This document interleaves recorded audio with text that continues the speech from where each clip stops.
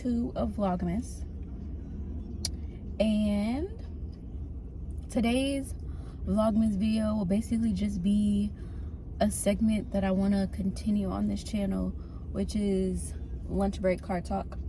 And I'm just gonna eat my lunch and we're just gonna talk.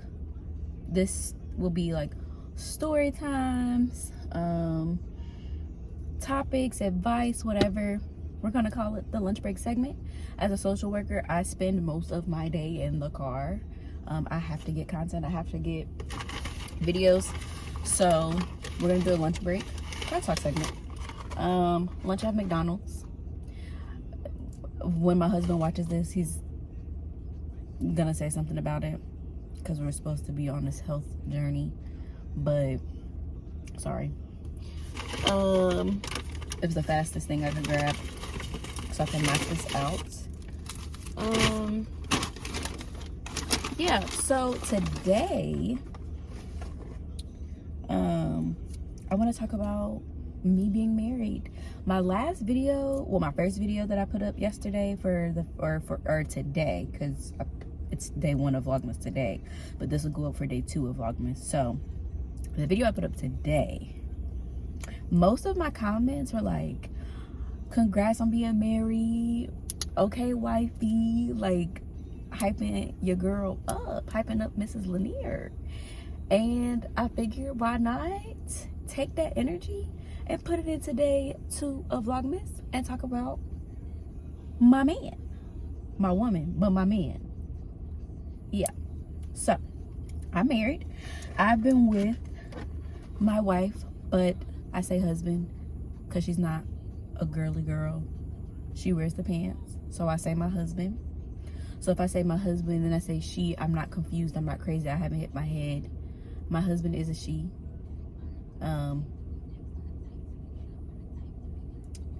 She is just the man in the relationship. We'll leave it at that. Okay. So we are going into our 4th year of being together. This month we got married in May. 7 months married. So we are 7 months married, 4 years of relationship, 4 years of being together. And we have literally been just best friends. Like legit best friends. That is my homie, my dog. Like that is my best friend. So I got sweet and sour sauce and nuggets.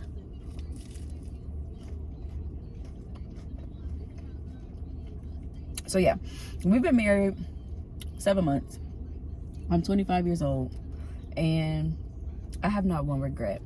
Everybody said to us, the first year of marriage is gonna be the hardest. And I kid you not, we look at each other every day and we're like, what are we missing? There is something that we're missing because this first year does not feel any different. We love each other harder. We support each other harder, but problems, none. Issues, none. None. So we got married in May. We met from a mutual friend at the time. I walked in and my husband was sitting on the floor at this friend's house. I walked in, we made eye contact, and in my head I said, she fine. She fine. And I waved. Well, I said, hi guys, just like that. And that, to this day, that throws her for a loop because I was so happy. And that's usually my downfall. I don't want to say downfall, but that's usually my, like, that's the first thing people notice about me is I'm so chipper, I'm so happy. So I walked in, I'm like, hi guys, just like that. And she was sitting on the floor, quiet, reserved, and I'm like, okay, all right. Like, she's cute, I'm feeling out. First time I've ever met her. I didn't know her name, didn't know who she was, know where she's from. I knew nothing about her. I just knew she was cute. That's it. We started playing Never Have I Ever.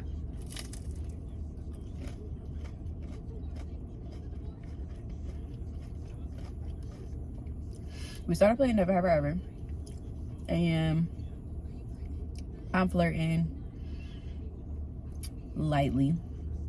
Now I know she's flirting lightly, and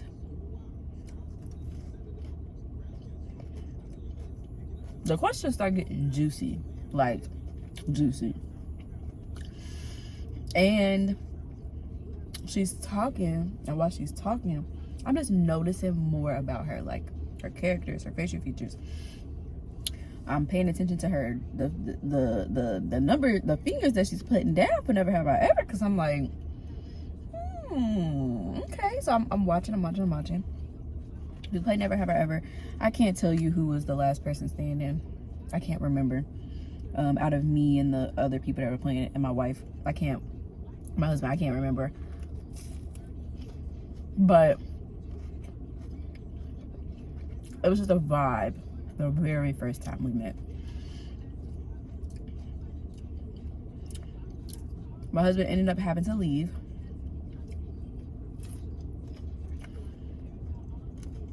Didn't come back to that friend's house. I wanted her to real bad, like real bad. I'm sitting there and I'm like, because when she left, she was like, oh, I'm gonna be back, I gotta go and check on my daughter and I'll be back. And I'm like, okay, cool, you'll be back, so let me stick around. Never came back. And that was my, like, that for me was like, yeah, she wasn't messing with me like that. Like, don't think too much into this.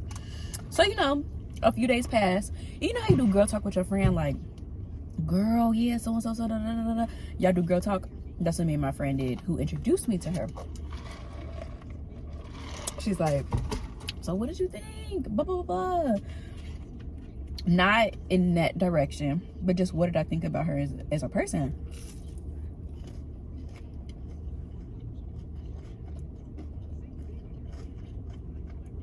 And the very first thing I said when she said that was, she fine. She fine. She fine and she can get it. She's fine. She's fine. Period, point blank. That's it. There's nothing more to it. She's fine. And my friend being my friend, she like, well, let me hook y'all up. Let me hook y'all up.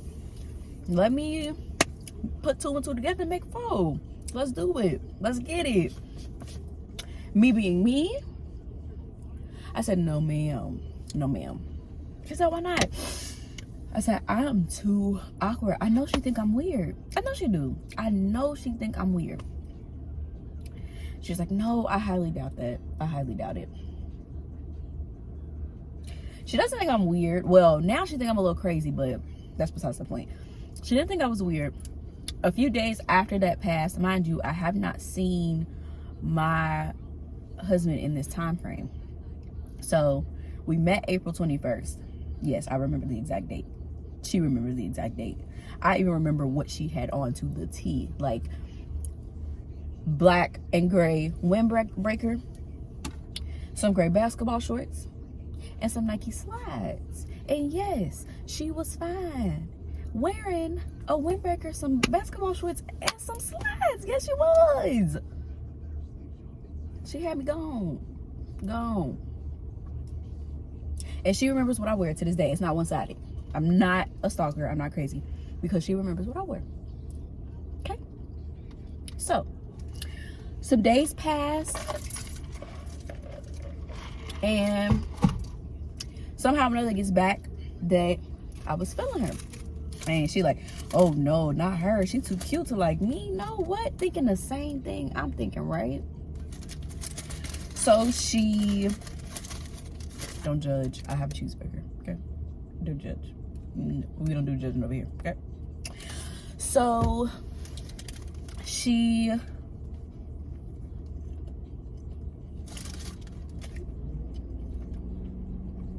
asked me on Snapchat. Well, let me backtrack. She calls the mutual friend at the time, and she's like, so is it true that Keisha likes me? Like, thinks I'm fine? Like, is that true? And my friend's sitting right next to me. And she's like, At this point, bitch, get your man. Secure the bag. Get your man. I'm sitting there and I'm like, okay, bitch, what do I do? Like, what do we do? So she starts sending her pictures. I think my wife asked for pictures. Yeah, I think she asked for pictures. But she's like, okay. So she's sending her pictures. And apparently she liked what she saw. So she added me on Snapchat. My absent-minded self. I want to say another word, but my slow self is declining the ad request, like the friend thing on Snap where it says accept friend or whatever the hell. I'm declining because her name on Snap wasn't her real name. So I'm like, who the fuck? Who is this? And why are you adding me? I don't add strangers. No, we're not doing that. So decline. It happened the second time. Decline. It happened a third time. Decline. That fourth time, she finally just told our friend, like, I'm trying to add her and it's just not working. And this is my Snapchat name. Tell her to add me. Instantly, I was like, come on. Get us together. So, I got it together. We added each other. And we literally did not stop talking from that moment. We literally connected. We spoke on the phone. And from there, it was instant. It was an instant connection. I knew I had a genuine person in her, a genuine friend in her. Nothing else mattered. Nothing else mattered. Nothing else was important. I wanted every waking minute to be on the phone with her in some shape or form. Nothing else mattered. So yeah, we dated for a while. We've been together for years. So she proposed to me our second year of dating. And the first year of dating, she asked a question. She said, what would you do if I proposed to you right now?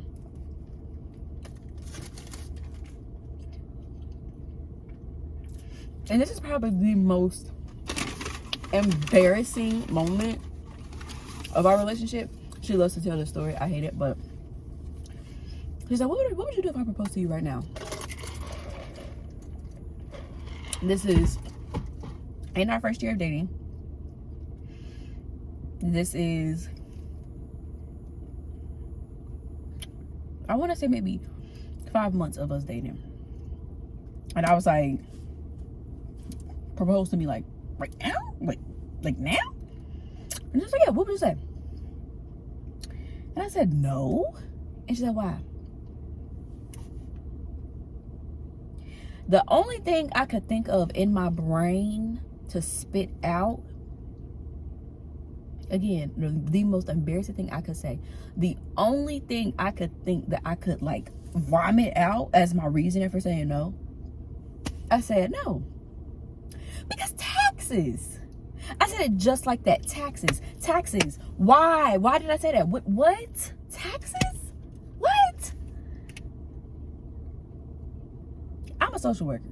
I don't get much back in taxes. I ain't got no kids I was claiming. I ain't had no kids. So taxes, to this day, I don't know what didn't connect in my brain. I don't know what piston didn't fire. I don't know what malfunction I was having up there, but it definitely was an error because my dumb ass said no because of taxes.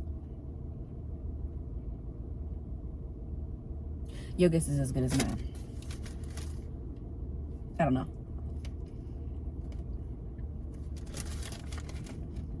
So, fast forward. She proposed. It was during COVID. So, I'm lying. She proposed that following year. We didn't get married until the year after she proposed.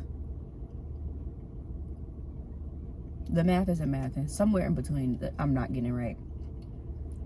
I can't remember, and that sounds really bad. But somewhere a year later, or a year and a half later, something like that. She proposes. And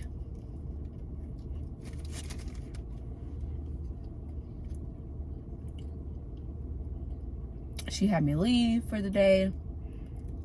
I'm thinking we going on a date, something simple. That was the definition of you got me. I'm shocked. I'm surprised. She had me leave. I come back home. There's rose petals everywhere. There's a picnic thing set up. There's flowers. And I'm like, oh, this is cute. Like, you did that. Okay, nice little COVID date. All right, got it. Good. And we sit down. I had on this cute little dress.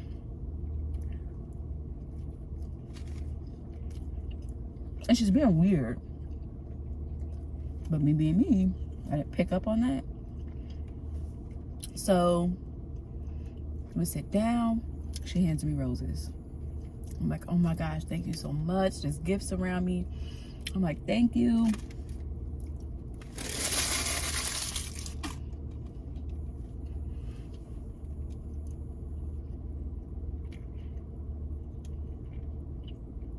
She hands me roses. I didn't know at the time, but my ring is on the, she hands me one rose. My ring is on the rose. I didn't know at the time, I didn't pay any attention. So I'm like, oh my God, thank you. I sit them down. She picks up the rose. Somehow or another, she takes the thing off because she's like, okay, she didn't pick that one up. So I'm sitting there and she gets down on her knee. And I instantly had like a panic attack. I'm like hyperventilating. I have asthma. So she's like, get it together, like breathe. I'm like, and she said, will you hear me? And I'm like, you are not doing this right now. I'm literally saying this to her. You are not doing this right now. And she's like, yes, I am. And I'm hyperventilating. Embarrassing. I wish to this day she would have recorded that. Because it was embarrassing. I said, oh my God, I'm breathing on hard. I'm shaking my head. Yes. She's like, is that a yes? And I'm like, yes. She's like, okay, but you have to breathe. Like, please breathe. I calmed down. I started breathing. I really wanted to say just then, I breathed. I started breathing. And yes. It took us a year to plan the wedding. COVID pushed a lot of things back, but that took us up to this year, 2022. I took her last name, Keishyla Lanier, and I'm proud to be her wife. I'm proud to be a Lanier. I'm proud to say I have a spouse who cares. I have a spouse who's supportive. I have a spouse who is my best friend. I don't think we would be as successful in our marriage and our relationship if we were not the friends that we are. We are genuinely best friends. That's by far the best thing about our relationship, our marriage, is we are best friends. I can tell her anything and vice versa. I can lean on her for anything and vice versa. I've never met someone who goes so hard for me and loves me unconditionally, and has been that way from the beginning. Even when we weren't a couple, we were best friends. We were on the phone all the time, and that means the most to me. I wouldn't be the woman I am today. I wouldn't be doing this if it wasn't for her making me feel like I can do anything. I'm gonna be completely honest. If it wasn't for her making me feel like I can conquer anything and everything on this planet, I wouldn't be sitting here. If it wasn't for her being behind me, supporting me, and telling me to go hard, go big, or go home, I would not be doing this. I owe a lot to her. Yeah, that's my man. That's my man. Our wedding day was immaculate. Everything that I could have dreamed of. It was perfect. I'll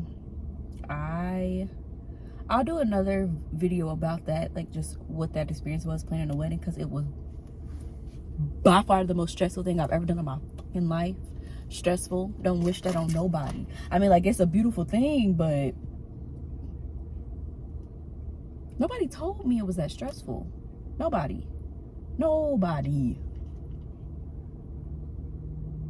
Marriage has been great. The idea itself, marriage, has been phenomenal. I wouldn't change it for the world. But that wedding planning ish, baby,